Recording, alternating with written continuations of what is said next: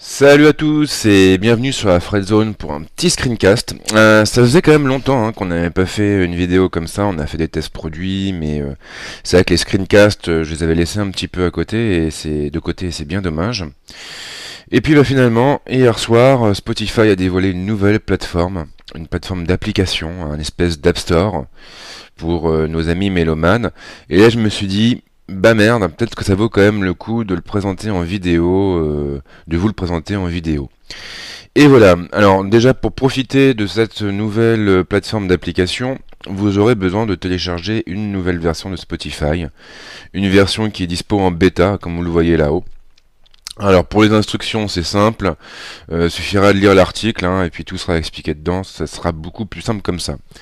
Une fois que vous avez installé cette nouvelle version bêta, vous allez trouver pas mal de choses différentes.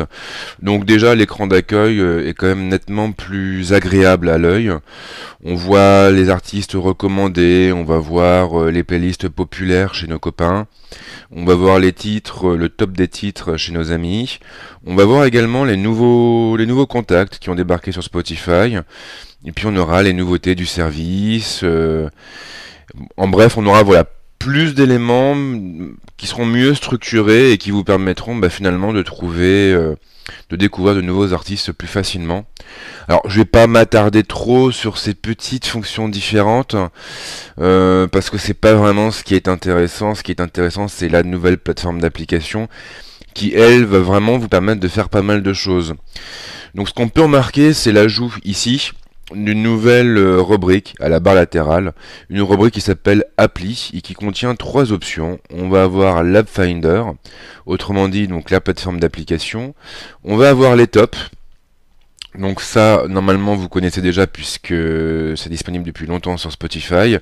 Ça vous permet simplement de voir les titres et les albums qui sont les plus populaires en ce moment. Et puis on va trouver les radios, donc ça encore, vous le connaissez, vous devez connaître cette fonctionnalité depuis un petit moment. L'App Finder, en revanche, bien évidemment, il est complètement nouveau. Donc là encore, ce dernier n'est disponible qu'en version bêta pour l'instant. On trouve peu d'applications, il y en a une douzaine. Maintenant, évidemment, la liste va s'étoffer avec le temps, et puis à mesure surtout que les développeurs vont s'intéresser aux nouveaux outils développés par Spotify, quoi. Donc ça, il faudra peut-être un petit peu de temps pour que ça rentre dans les mœurs, mais déjà d'entrée de jeu, on a quand même pas mal de choses. On va avoir un module Last.fm qui va tout simplement vous renvoyer des recommandations en fonction de ce que vous avez écouté. Donc pour ajouter une nouvelle application, on clique sur Add et automatiquement l'application apparaît ici à gauche. Donc on va continuer notre tour d'horizon avec Songkick. Alors ça j'ai pas trop bien compris et d'ailleurs j'ai pas testé du tout, mais apparemment ça va nous permettre de traquer notre artiste, nos artistes préférés. Voilà, peut-être pour se tenir au courant de leurs nouveautés. Moi je connaissais pas trop ce service déjà à la base, donc bon, on le découvrira après ensemble. On va voir aussi un module The Guardian. Ouais, on admirera mon accent vraiment magnifique. Donc ce module-là va vous permettre eh bien de consommer du contenu en rapport avec la musique, du contenu textuel, donc des news, des articles de fond et ainsi de suite. Même chose d'ailleurs pour le module Rolling Stone, à ceci près qu'on va pouvoir écouter en fait les meilleurs albums, les meilleurs titres et les meilleures playlists classées par l'équipe du Mag. Donc ça c'est quand même assez intéressant. On va avoir aussi TuneWiki. Donc ça va servir à quoi? Ça va servir tout simplement à afficher les lyrics de nos chansons préférées. Et on va donc pouvoir chanter et faire, comment ça s'appelle là, j'ai plus le mot qui me vient en tête, mais vous avez compris le principe. Pitchwork, ça apparemment c'est un guide pour la musique indépendante. Bon, on verra à quoi ça sert. Soundrop, donc là, il me semble que j'avais dû tester le service il y a un moment déjà, mais j'avoue que je me souviens plus avec précision de ce qu'il proposait. Bon, apparemment de ce qu'on en voit, il serait question de partager de la musique avec ses amis. Bon, on verra après comment ça marche. Fuse, donc eh bien là ça va nous permettre en fait de découvrir de nouvelles pistes. We are hunted, nous sommes chassés. ça va nous servir à découvrir la musique la plus chaude du moment, la plus populaire dans le monde, au moment, à l'instant T. Waouh! Billboard Top Charts. Donc là encore, ça va être, je pense, un top de titres d'albums. Et Mood Agent, ça va être création de playlist automatique, je suppose. En fonction de quoi, on va voir ça tout de suite. Alors, donc, on va commencer par s'intéresser à Billboard Top Charts, puisque c'est le premier qui apparaît dans la liste. Donc là, pas de grosse surprise, hein, c'est vraiment un top. On a le Hot 100, le Billboard 100, le R&B Pop Songs. En bref, ce sont des classements, plein de classements, vraiment plein de classements. Alors, ce qui est assez intéressant, c'est qu'on va pouvoir, bien sûr, s'abonner à un classement. Donc, quand il sera mis à jour, on profitera justement des nouveautés intégrées. On va pouvoir aussi le partager sur Facebook, Twitter, Spotify ou Messenger. Bon, comme la plupart des playlists, on est bien d'accord. En revanche, comme on peut le remarquer ici, certains titres vont apparaître en blanc, d'autres seront grisés.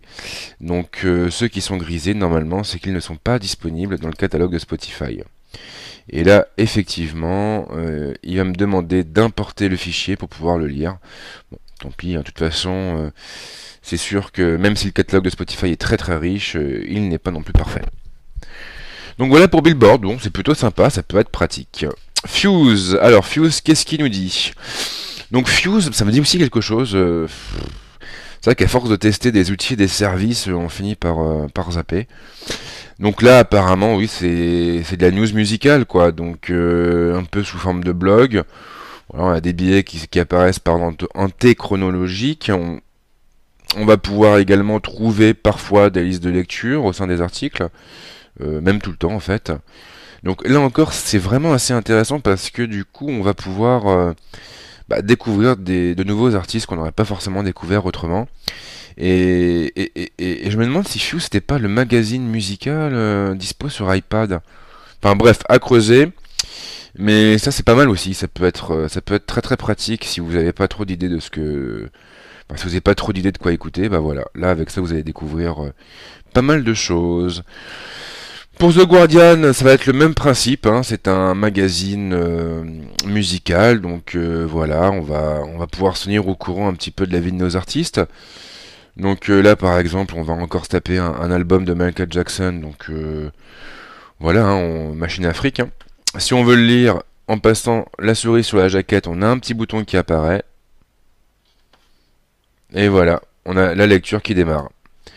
Bon, ça après, c'est vrai que ça peut être cool. Après, voilà, visiblement, j'avais un petit peu peur que ce soit vraiment que les artistes ultra populaires qui aient le droit à du contenu sur The Guardian, mais en fait, on a quand même des trucs un peu moins connus, donc ça peut être pas mal. Last.fm, alors Last.fm, c'est typiquement le service que j'ai dû utiliser 2 fois dans ma vie. Eh bien, donc lui, visiblement, il est capable de vous recommander de la musique en fonction de vos playlists, de ce que vous écoutez, de ce que vous aimez. Donc ma foi, c'est pas mal. Donc là, visiblement, lui, il me propose du Otis Redding, du Jill Scott-Heron, du Isaac Hayes, et en fait plein de trucs que je ne connais pas. Aretha Franklin, ça je connais, merci, mais je veux dire, bon, c'est pas... Ouais. Bon, en même temps, ça dépend aussi de ce que j'ai joué. Là, j'ai joué avec du Marvin Gaye sur la CFM, donc forcément, il me propose que ça. Alors, je sais pas trop comment ça marche avec Spotify en fait. Disons que si je prends par exemple une musique, la BO de Tron, normalement, si je l'écoute, voilà, j'écoute plusieurs titres. Voilà. Et si je retourne après dans la CFM, bon, j'ai pas l'impression qu'il m'ait repéré vraiment mes titres. Donc il doit y avoir une manip à faire pour les envoyer sur la STFM. Je sais que pendant un moment fallait vraiment comment dirais-je, les partager sur la STFM, mais je sais pas si je prends la partager on a quoi, on a rien, toujours pareil. Partager. Il y avait un truc genre scroblé sur la STFM ou je sais plus quoi, mais là visiblement je le vois pas, je vois pas l'option. Alors je peux aussi me tromper, hein, ou c'est peut-être plutôt Google Music qui le propose, mais donc là en gros je vois pas trop comment. Alors est-ce qu'il faut vraiment écouter beaucoup de musique pour qu'il récupère du coup nos données et puis qu'il nous qui nous fasse des propositions plus intéressantes et plus adaptées, je ne sais pas. Je ne sais pas, à creuser donc. Sur Mood Agent, qu'est-ce que c'est Mood Agent? Oh là là, c'est bizarre. Ah oui, j'en avais aussi entendu parler, il me semble même que j'en avais parlé. Ça permet en fait d'affecter des émotions à de la musique. Ok, alors ça peut paraître un peu barré, façon petit yogi et tout, mais en réalité c'est pas con. Parce que souvent quand on a envie d'écouter de la musique, on a envie de ressentir certaines choses. Genre vous allez partir au sport, vous avez besoin d'un truc un peu agressif pour vous motiver, vous voyez. Vous êtes en soirée, en fin de soirée, bien pépère, avec une nana ou deux. Là, c'est plutôt une musique sensuelle que vous allez passer pour avoir un environnement, je dirais, un peu plus cocooning, un peu plus chaleureux. Voilà. Le matin, il fait froid, il pleut, il y a 15 cm de neige dehors. Bon, bah là, vous avez besoin d'une musique un peu guillerette pour vous motiver et pour vous pousser à aller bosser. Donc en fait, grâce à ça, on va vraiment pouvoir trouver de la musique en fonction de ce qu'on recherche. Alors comment ça marche par contre? Eh bien, c'est relativement simple en fait. Donc ici, on va voir nos tracks, nos playlists, enfin les plus, je dirais les plus populaires, et on va pouvoir aussi visualiser du coup ce que les autres utilisateurs ont défini à leur sujet. Si je prends par exemple Nightcall de Kavinsky, bon, visiblement les utilisateurs sont assez partagés. Il y a pas mal qui l'ont mis en sensuel, pas mal qui l'ont mis en happy, quelques-uns en angry, très peu en tender, donc ils sont assez partagés. Si je prends Godan Project, bon bah là forcément c'est très sensuel. Si je prends T42 de Kavinsky, là ça va être plutôt colère, plutôt angry. Donc ça c'est quand même assez sympa, ça permet de, je dirais, de goûter l'ambiance d'une musique avant de la passer. Et on peut évidemment aussi faire glisser chaque playlist dans cette zone pour définir l'humeur de notre playlist. Donc si je prends par exemple tiens, Daft Punk, non, Beotron, ah merde. Alors ça c'est pas évident, voilà. Et si je prends Beotron, voilà. Donc là automatiquement il va m'analyser en fait mes pistes et il va me proposer lui, je dirais des graphiques en fonction de l'ambiance musicale de la playlist. Donc là par exemple il joue, là c'est le graphique sensuel. Bon effectivement il y a certains titres de Daft Punk qui peuvent être sensuels. On a aussi le graphique tender, donc certains graphiques, certaines musiques peuvent aussi être tendres. Donc c'est quand même assez cool, je trouve. Alors bien sûr, si vous avez envie, vous pouvez parfaitement, normalement, éditer le graphique. Alors, voilà. Alors comment ça marche? Si je prends ça, ouais, bon, ça marche pas bien. Ou alors j'ai pas dû piger comment ça marchait. Ouais, non, j'ai pas dû piger, c'est bizarre.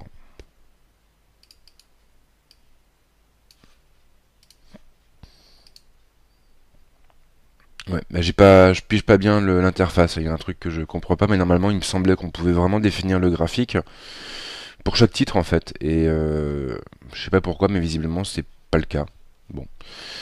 Donc si je reviens en arrière, après, je peux aussi évidemment lancer une recherche.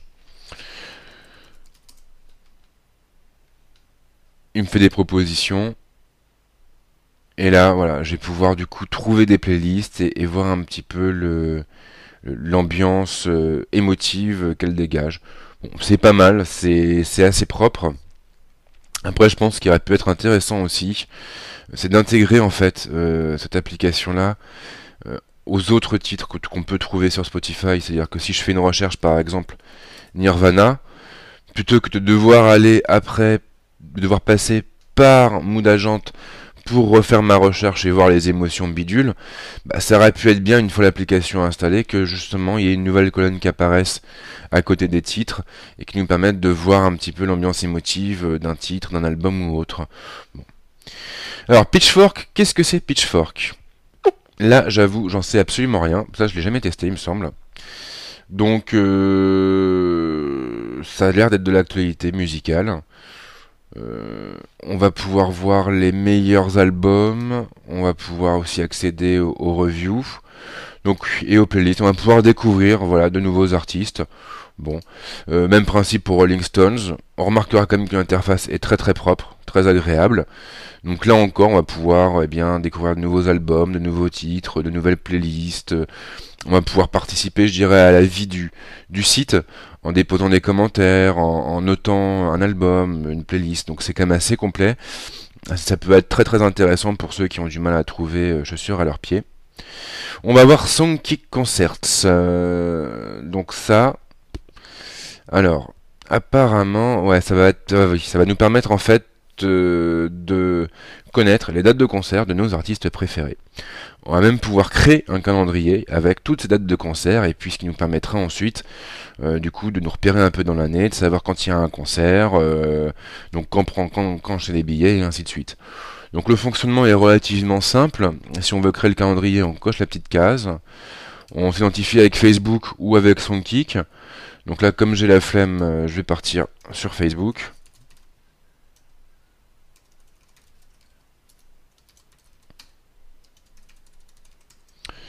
Voilà, voilà. J'autorise l'accès.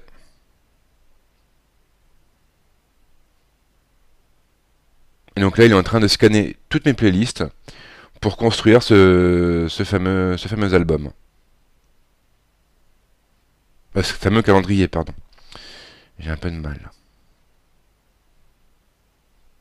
Et voilà, donc là maintenant je peux voir, en fonction de ce que j'écoute, eh bien quand est-ce que ces artistes-là au- vont passer en concert, pardon. Donc on va voir par exemple, poum, poum, poum, le 14 décembre, il y a Coldplay au Palais Omnisport de Paris. Le 28 janvier, on va avoir Charles Pazzi. Ok, je connais pas. LMFAO, ça va être le 29 février. Et à mon avis, là, je pense que c'est même pas la peine de chercher des places. Fest le 21 mars, Benabar le 22 mars, et ainsi de suite. Donc c'est assez rigolo en fait, parce que du coup on va vraiment pouvoir bien s'organiser, et puis si on est vraiment fan de musique, fan de concert, on va pouvoir voilà, trouver facilement notre concert, enfin le concert qu'on attend depuis 10 ans, et on va pouvoir du coup après réserver et puis partir prendre nos billets. Voilà, on peut également, hein, si on le désire, changer la location. Là, par défaut, comme j'habite en région parisienne, il m'a mis Paris, mais je peux très bien ajouter de nouvelles localisations ou carrément les modifier. Donc voilà, si vous habitez, je sais pas, à l'étranger, n'importe, bah comme ça, vous pourrez avoir, disons, des infos plus adaptées. Et ensuite, Soundrop. Alors, Soundrop, qu'est-ce que c'est? Alors, start a spot and listen with friends. Donc en fait là l'objectif ça va être déjà de commencer par draguer une playlist ici. Ok, ça c'est fait. Ensuite il va me demander soit de me loguer avec Facebook, soit d'écouter la musique de la playlist. Mais dans tous les cas de toute façon il faudra visiblement se loguer avec Facebook. Alors je comprends pas pourquoi il le répète deux fois. Bon vas-y. Ah, c'est un petit peu relou hein, cette intégration de Facebook quand même. Hein. Voilà. Donc là, du coup, j'ai ma playlist qui est ici. Et ah, mais oui, bien sûr. Et en fait, bah oui, là, je vais pouvoir écrire un message. Et après, en validant l'envoi, normalement, il n'y a pas de bouton pour valider. Pourquoi? Bizarre. Alors ça, yeah. Pourquoi est-ce qu'il n'y a pas de... Ah bah non, non, bah j'ai pas pigé alors. Non, non, bah j'ai pas pigé, désolé. Je sais pas du tout comment ça marche ce truc. Si j'ai bien compris, il est question de pouvoir partager des playlists, des titres avec des amis et d'échanger avec eux, ce qui part d'un bon sentiment, hein, cela dit. Mais là, en l'occurrence, maintenant que j'ai généré ma playlist, il n'y a pas moyen que j'envoie quelque part. Ou alors peut-être que la playlist est déjà partie sur Facebook et que j'ai pas eu le temps de la voir passer. Je vais quand même aller regarder vite fait parce que hop, Firefox. Alors,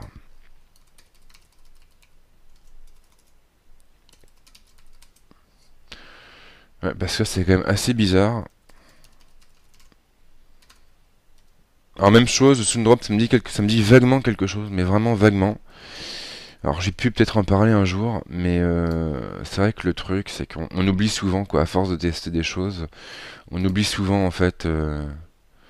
Donc là, qu'est-ce qu'on a? Bah rien du tout en fait. Rien de neuf, visiblement. Non, rien de neuf. Ok, ok, ok. Alors là, j'ai pas tout pigé. Ouais, j'ai pas pigé du tout. Ah, d'accord, en fait, c'est partagé directement dans Soundrop. Là, j'ai joué ma playlist. Voilà. Et ici, j'ai les playlists des autres gens. Et je vais donc pouvoir, je suppose, aller chez eux, écouter leur musique et leur laisser des messages. Ouais. Bon, ouais, pourquoi pas après tout, hein. Cela dit, on sait très bien que Spotify intègre déjà les contacts, nos contacts Facebook, donc on peut déjà aller se balader sur les playlists de nos amis. Donc bon, je suis pas super convaincu. Alors, TuneWiki, ça va être normalement pour chanter. Ben oui, ça va être pour chanter. Oui, oui, oui. Alors comment ça marche? Ah, grande question. Normalement, on devrait pouvoir chercher des paroles. Ou alors non, en fait, ça part directement en fonction de ce qu'on écoute. Donc si je prends, bah tiens, les Black Eyed Peas, voilà, boum boum po, je mets pause. Je repars sur TuneWiki, et là il me dit que, ah ouais, d'accord, la lyrics, les paroles, ont été retirées en fait par l'éditeur. Donc c'est un petit peu dommage. On va partir donc sur autre chose, on va partir sur Gorillaz. On part ensuite sur TuneWiki. Et là, donc, on a effectivement les paroles qui apparaissent. Et donc, on a la possibilité ensuite soit de les éditer pour normalement les modifier, si j'ai bien compris. Il faut avoir un compte chez eux. Soit la synchroniser, en fait. Voilà. Et après, on peut chanter.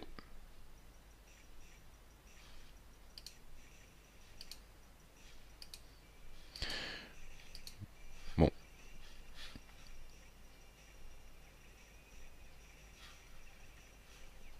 Ouais, bon, apparemment, par rapport à la synchro, j'ai un peu merdé, j'ai un peu oublié des étapes, mais vous avez compris le principe. Donc ça, à la rigueur, oui, ça peut être rigolo pour ceux qui ont envie de se faire des karaokés, ça y est, ça m'est revenu. Donc voilà, tu te fais chier chez toi, t'es à moitié bourré, tu te fais un petit karaoké avec les copains et sur Spotify. Why not? Et puis nous avons We Are Haunted.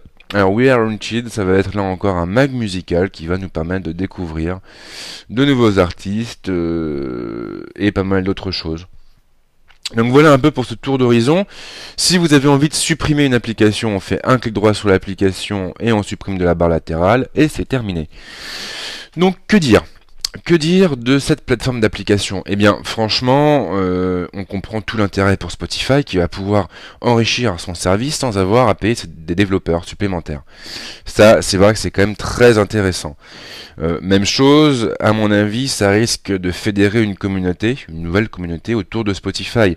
On devrait voir fleurir des outils, des services, disons, originaux, utiles, intelligents, bien pensés. Et ça, à mon avis, ça risque vraiment de contribuer à l'expansion de Spotify. Donc, j'avoue que moi, j'accroche pas mal. Après, il y a quand même un petit bémol. C'est qu'en fait, ces applications-là ne sont pas réellement intégrées dans Spotify. On peut y accéder là par cette fameuse barre latérale, mais comme je le disais pour Mood Agent, ce qui aurait été intéressant aussi, c'est de pouvoir retrouver ces applications depuis je dirais les écrans traditionnels de Spotify. Genre tu fais une recherche sur Nirvana et là tout d'un coup, pouf, tu peux voir l'humeur de la chanson, tu peux accéder aussi à ses lyrics, tu peux lancer un karaoké, tu peux, je sais pas moi, accéder aux infos sur Rolling Stones. Ça aurait été peut-être aussi intéressant quand même de permettre l'inverse. Alors on se doute bien que c'est pas évident non plus d'ouvrir totalement un logiciel aux développeurs tiers, mais je pense que là, il y aurait un truc à creuser. Alors peut-être que Spotify pourrait définir après plusieurs, je dirais, plusieurs niveaux d'autorisation. Genre le petit développeur qui code dans sa cave. Bon, là effectivement, on va peut-être pas lui donner accès à tout Spotify. Et il pourra juste créer son module et le balancer ici. Mais en revanche, pour des partenaires, pour des sociétés sérieuses, comme The Guardian, comme Rolling Stone, comme, je sais pas moi, Fuse ou autre, Là, il y avait vraiment un truc à faire, je pense. Je pense que ça aurait pu être intéressant de leur donner plus de latitude, plus de liberté et d'intégrer leur service directement dans Spotify. Alors peut-être que ça viendra un jour, hein. Il faut bien préciser que cette version de Spotify est en bêta, que l'App Finder est aussi en bêta, donc en fin de compte, on en est vraiment qu'aux prémices. Bon, quoi qu'il en soit, c'est plutôt intéressant et c'est plutôt prometteur, donc je vous invite vraiment à le tester dès que possible, parce que je pense que ça risque d'intéresser tous ceux qui utilisent beaucoup Spotify. Voilà, voilà, donc c'est tout. Après, on espère bien évidemment pouvoir un jour profiter de cette plateforme d'application sur les versions mobiles de Spotify aussi, hein, histoire de pouvoir tuer le temps dans le métro en lisant, je sais pas moi, We Are Haunted ou ce que vous voulez d'autre. Mais pour l'instant, je crois que c'est pas encore à l'ordre du jour. Voilà, bah écoutez, j'espère que cette petite vidéo vous a plu. J'espère que ça vous a donné envie de tester justement cette nouvelle version de Spotify. Et puis, bah, je vous souhaite une bonne fin de semaine et puis un bon week-end. Ciao les gars!